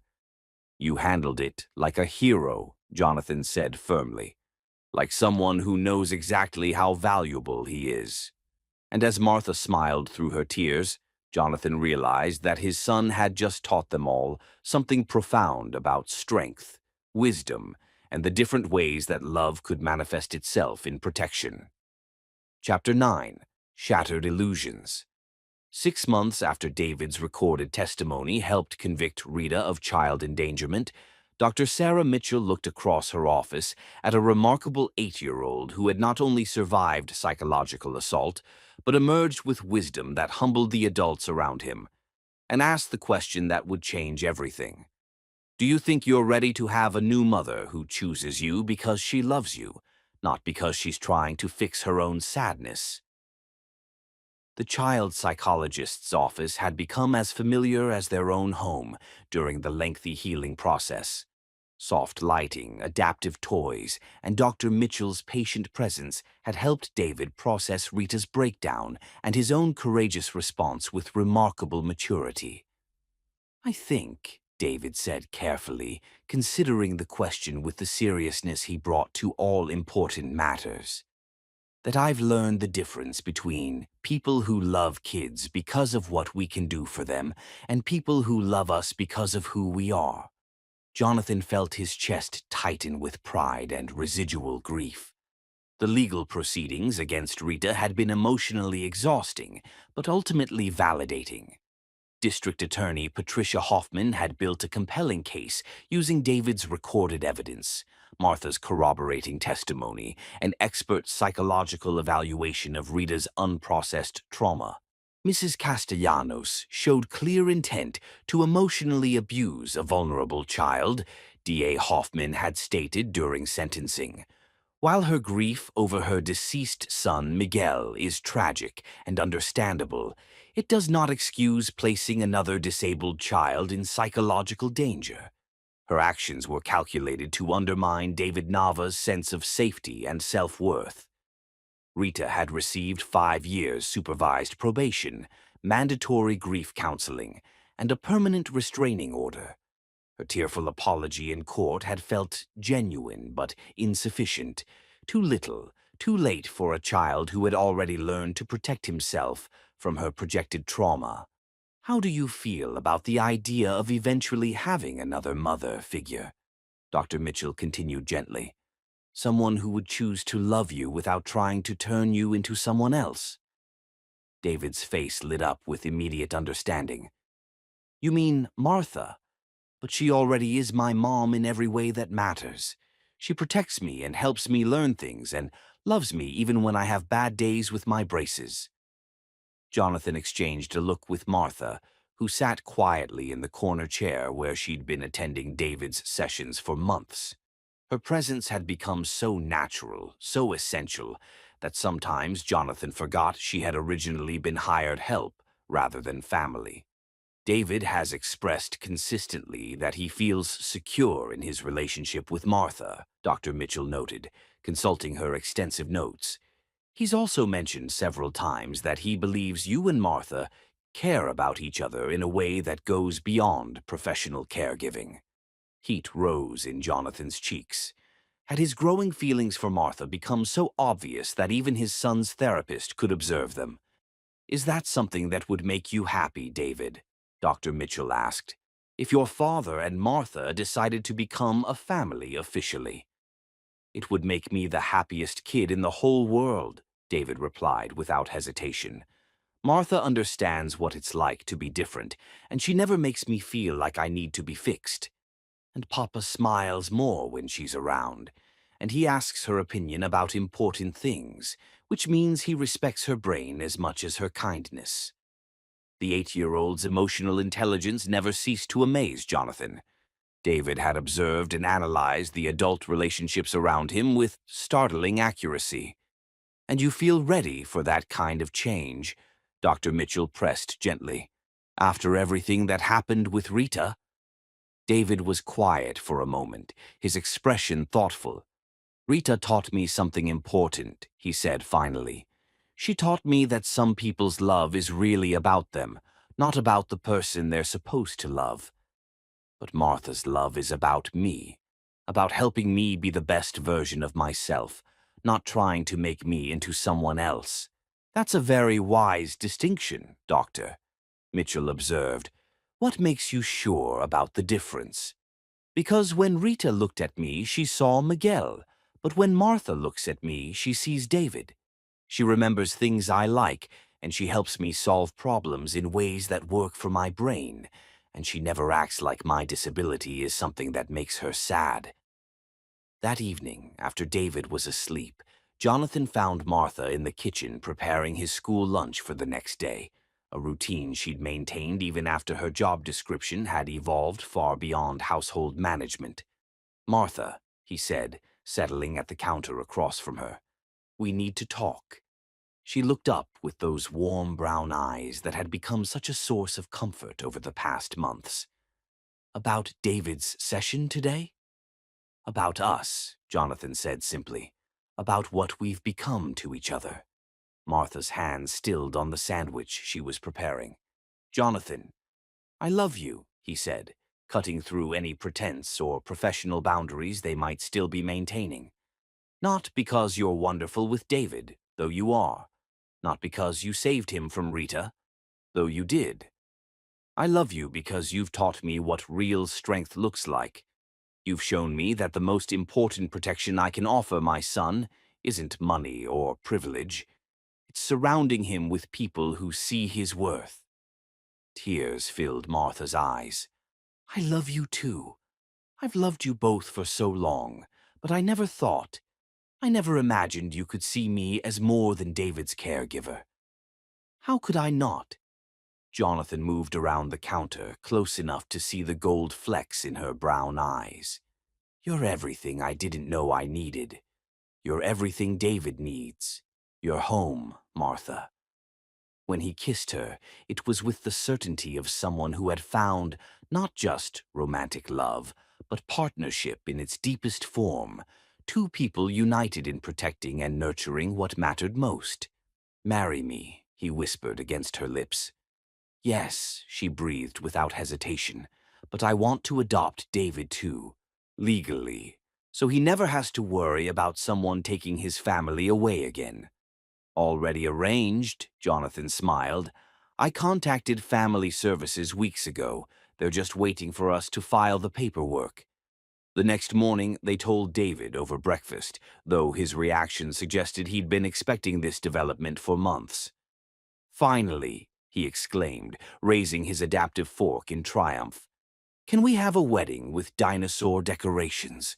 And can I walk Martha down the aisle since I'm the one who knew she should be my mom? Martha laughed through happy tears. All of that sounds perfect, sweetheart.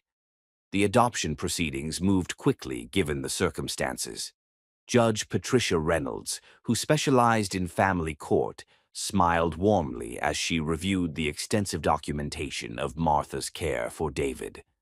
Mr. Nava, she said during the final hearing, the court notes that Miss Wallace has been David's primary caregiver and emotional support throughout the trauma of Mrs. Castellanos's psychological abuse.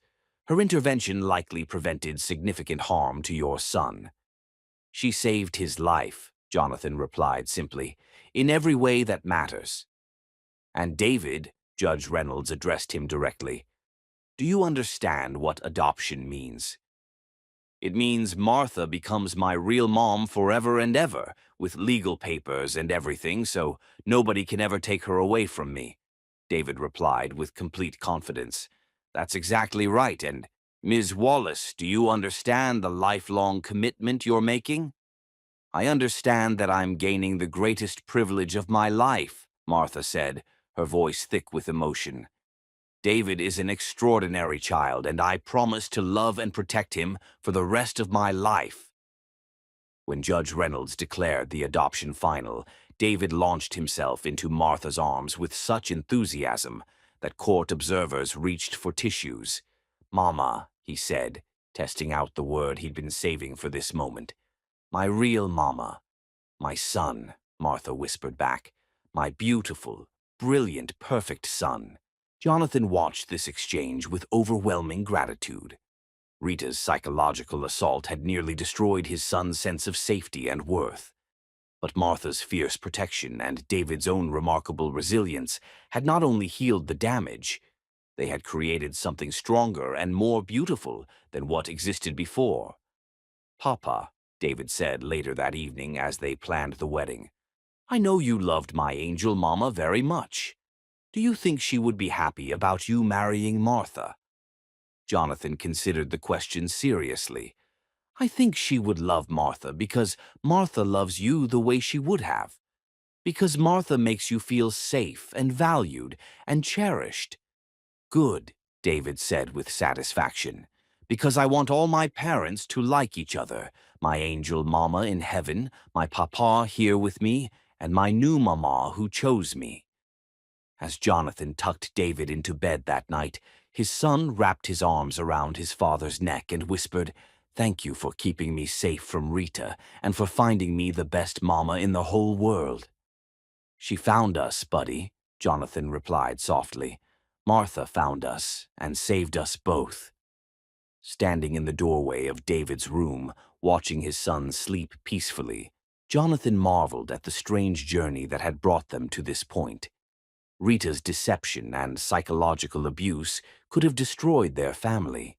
Instead, it had revealed the depth of Martha's love and David's strength, forging bonds that no one could ever break. They were going to be more than okay. They were going to be happy. Love had won, not the desperate, possessive love that Rita had confused with grief, but the generous, protective love that Martha embodied every day. Chapter 10. Love Reborn from Ashes. 9 months after Martha Wallace legally became David Nava's mother, she stood in Eleanor's rose garden wearing her grandmother's pearls and her son's hand-drawn boutonniere, waiting to marry the man who had learned that the deepest love isn't born from perfection, but from the courage to protect what matters most, and realized that some families aren't found. They're forged in the fire of choosing each other again and again. "Mama, you look like a princess who could also fight dragons," David announced proudly, adjusting his own boutonniere, a tiny white rose surrounded by hand-drawn dinosaurs that somehow managed to look both whimsical and elegant. Martha knelt carefully in her ivory dress, taking her son's hands in hers. The past months had transformed David from a frightened child walking on eggshells around a disturbed stepmother to a confident boy who understood his own worth and had learned to advocate for his needs with remarkable maturity. "Thank you, sweetheart. Are you ready to walk me down the aisle?" "I've been ready since the day I met you," David replied with 8-year-old sincerity. "I knew you were supposed to be my mama because you looked at me like I was exactly right, not like I was something that needed fixing."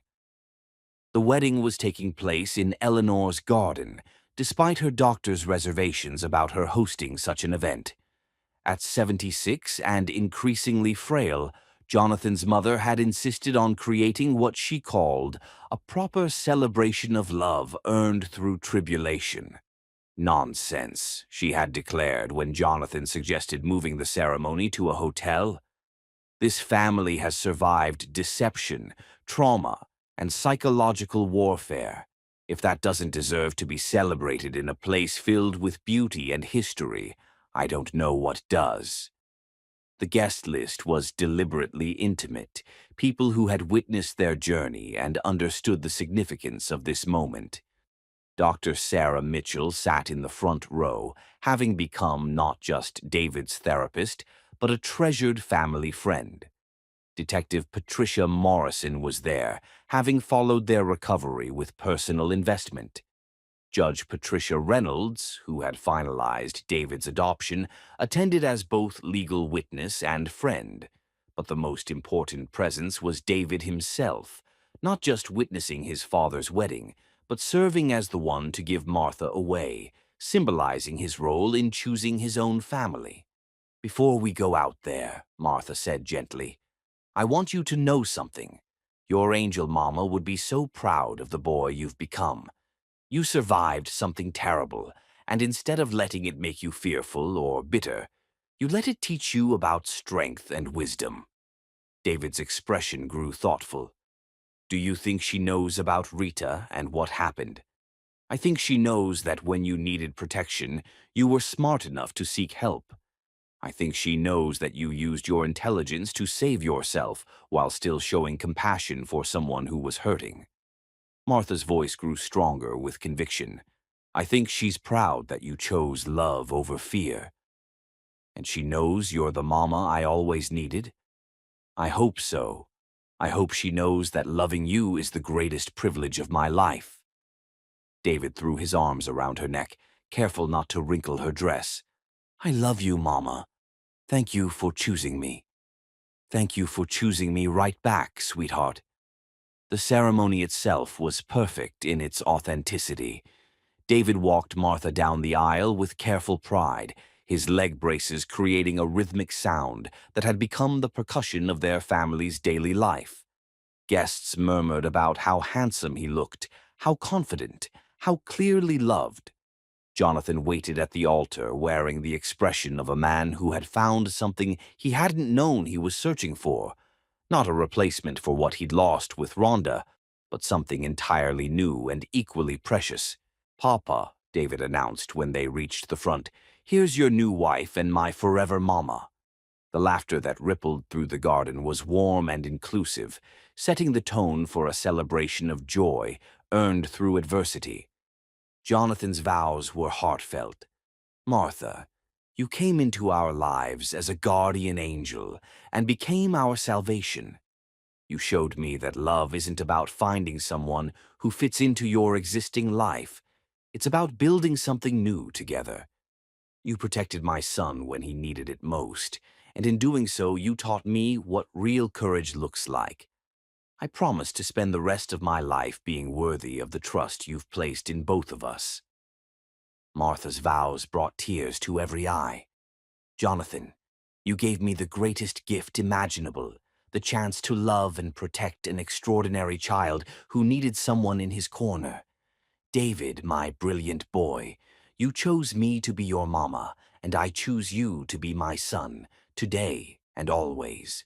I promise to love you both fiercely and protectively through every challenge and celebration that comes our way. We are not just getting married today, we are celebrating the family we chose to become." When they exchanged rings, David proudly held the ring pillow and announced, "Now we're officially the strongest family ever." The kiss was sweet and full of promise, and when they broke apart, their son was right there between them, demanding his own family hug. Eleanor, despite her wheelchair and oxygen tank, raised her champagne glass for a toast. To a family that proved love isn't just about the easy moments, it's about standing together when the world tries to break you apart. As the reception continued around them, Jonathan found himself reflecting on the extraordinary journey that had brought them to this moment. Rita's psychological assault could have destroyed David's confidence and trust. Instead, it had revealed the depth of his son's wisdom and Martha's protective love. "Any regrets?" he asked Martha as they swayed together during their first dance, David spinning nearby in his wheelchair with pure joy. "Only that David had to suffer before we found each other," Martha replied honestly. "But not about us, not about this family we've built." "Mama, Papa," David called from the edge of the dance floor. "Come see what I made for our family." They joined their son, who had set up an easel with his latest artwork, a family portrait that showed all of them holding hands under a rainbow, with a special edition that made Martha's breath catch. "I drew Angel Mama watching from the clouds," David explained proudly, "because I think she's happy that we're all together now. She gave Papa the best son ever, and now Mama Martha gets to take care of me the way Angel Mama would have wanted." Jonathan felt emotion tighten his throat as he studied his son's artwork. David had found a way to honor Rhonda's memory while celebrating their new family configuration, not replacing his birth mother, but expanding the circle of love to include everyone who had protected and cherished him. "It's perfect," Martha whispered, her voice thick with tears. "We're all exactly where we're supposed to be."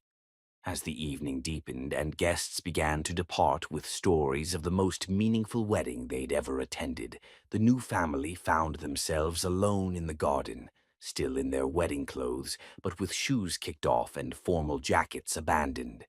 David was chasing fireflies with a net, his laughter echoing through the twilight while Eleanor watched from her wheelchair with deep satisfaction. "You know what the most beautiful thing about today was?" Martha asked as she and Jonathan watched their son play. "What's that?" David's complete confidence. He's not worried about being abandoned or rejected anymore. He knows he's chosen and protected and loved unconditionally. Jonathan pulled her closer, marveling at this woman who had taken on the protection of a vulnerable child without hesitation, who had turned her own experience with disability into wisdom and strength. "Mama, Papa," David called, his voice bright with excitement. "I caught a firefly. Can we all make a wish together?" They formed a circle around the mason jar, holding one tiny blinking light, father, mother, and son, bound together by choice and commitment, and the kind of love that could overcome any darkness. "What should we wish for?" Martha asked. David considered this with characteristic seriousness. "I think we should wish that all kids who are different or scared get families who love them exactly the way they are. And that mean people like Rita get help with their sadness so they stop hurting kids." As David opened the jar and the firefly spiraled up into the darkening sky, Jonathan thought about the courage it had taken to build this family. Martha's decision to protect David despite the risk to her job and future. David's wisdom in recognizing danger and seeking help. His own choice to prioritize his son's safety over social expectations. Rita had tried to destroy them with her unhealed trauma and projected grief. Instead, she had revealed the unbreakable bonds between people who choose to love and protect each other. "I love you both," Jonathan said as they watched the firefly disappear into the stars. "More than I ever thought possible." "We love you too, Papa," David said, slipping his small hands into both his parents', "all the way to the dinosaurs and back." And as they stood together in the garden, surrounded by the remnants of their perfect wedding day and the promise of countless tomorrows, Jonathan knew that they had found something rare and precious. They had built a family not on biology or obligation, but on choice. They had chosen to love each other, to protect each other, to face whatever came next together. Martha had risked everything to save David, and in doing so she had saved them all. Rita's cruelty had tried to teach David that disabled children were burdens to be endured. Instead, he had learned that he was a treasure to be protected. In the end, love had won, not the possessive, conditional love that demands perfection, but the generous, protective love that sees worth in every human being. And in the soft glow of garden lights and the gentle chorus of night sounds, the Nava family began the next chapter of their story. Together, complete and unbreakable. The end.